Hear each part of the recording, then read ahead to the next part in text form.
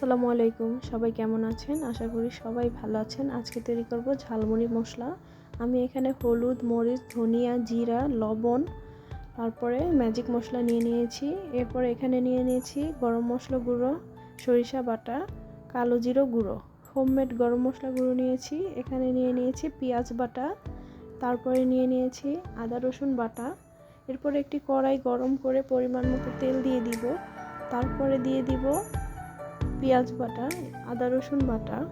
এরপরে লবণ বাদে বাকি যতগুলো উপকরণ ছিল দিয়ে দিব। তারপর সাথে সাথে দিয়ে দিব গরম মশলা গুঁড়ো, দিয়ে কিছুক্ষণ ভেজে হাফ কাপ পানি দিব মশলাটা কষানোর জন্য, আর না হলে নিচে লেগে যাবে।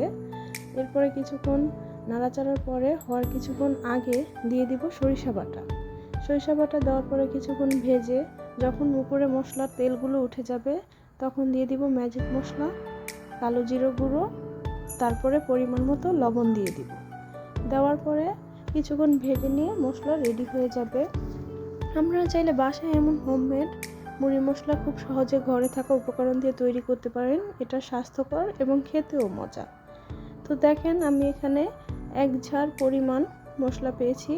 তো চাইলে আপনার বাসায় তৈরি করতে পারেন। সবাই ভালো থাকবেন। আল্লাহ হাফেজ। আমার পেজটিকে সাপোর্ট করবেন।